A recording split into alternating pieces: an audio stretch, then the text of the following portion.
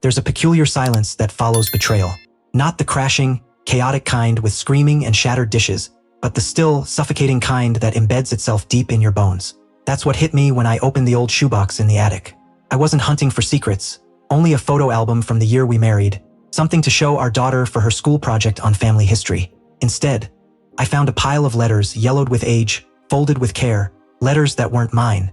At first, I thought they belonged to me. I'd written my wife countless love letters back in the day. But the handwriting was different, the words too intimate, too precise, too recent for a long-lost friend. And then I saw the name at the bottom of each page. My heart sank. I knew that name. Greg, my wife's college ex-boyfriend. The one she had promised, decades ago, she'd never speak to again.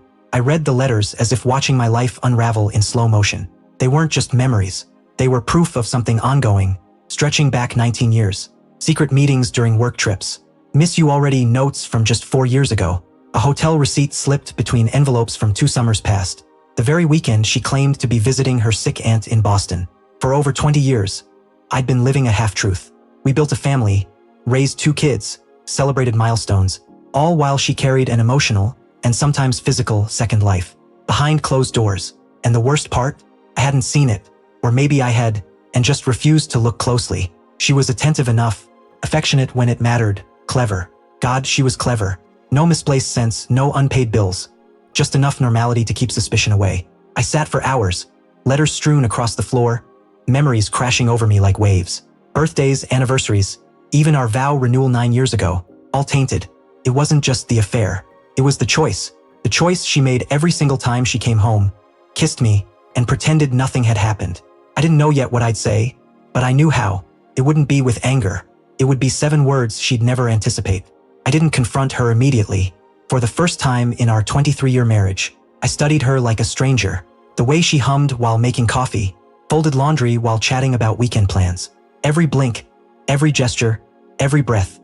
I searched for guilt, remorse, any crack in the facade that had fooled me for so long. But there was nothing. Calm, quorum, familiar. And that hurt even more. Betrayal had become routine for her, something she could carry without flinching. I replayed moments from the past I'd ignored.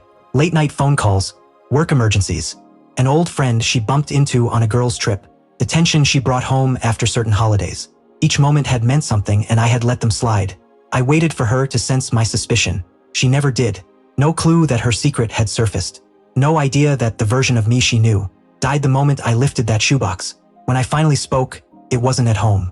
I waited until dinner, at our favorite restaurant with our son and daughter, thick with family memories. I wanted her to hear the truth surrounded by what she had jeopardized. It wasn't revenge. It was reflection. We smiled like a normal family while the kids joked about college and internships. She reached across the table, brushing her fingers over mine. And that's when I realized how thoroughly she had trained herself to lie, not just to me but to herself. I looked her in the eyes and felt calm settle over me. This was it. Not fireworks, not years of pent-up rage. Just a scalpel of 7 words. As our daughter stood to take a call and our son looked down at his phone, I leaned in and said quietly, clearly, I know about Greg. It's over. For a moment, nothing. Then her face cracked. Her smile vanished. Her hand fell. Her posture stiffened, like someone caught mid-sin in a house of God. She opened her mouth, but no sound came. Our son looked up, confused. I nodded. We'll talk later. And I meant it not with her but with the kids. The mask had fallen. What remained wasn't the woman I married, just someone wearing her face. She followed me to the car in silence, eyes wide, lips trembling like a dam about to burst. Please, she whispered, gripping my arm. Let me explain. But there was nothing left to explain. 19 years of choices cannot be undone in 19 seconds of panic. I looked at her and realized I didn't hate her, pitied her.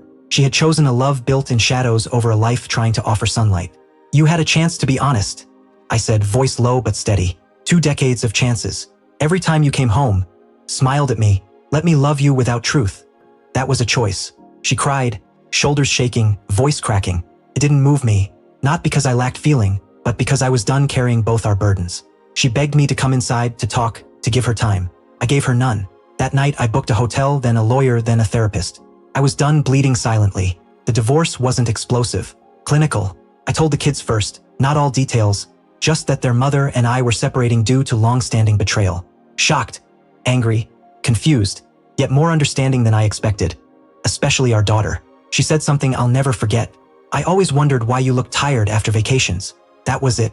The confirmation that I had done the right thing. Too many years carrying doubt like a disease, loving someone who had split her heart in two. In the months that followed, she tried to win me back. Letters, calls, friends reaching out. I ignored them. I didn't need to do more. Those 7 words had already done what I required.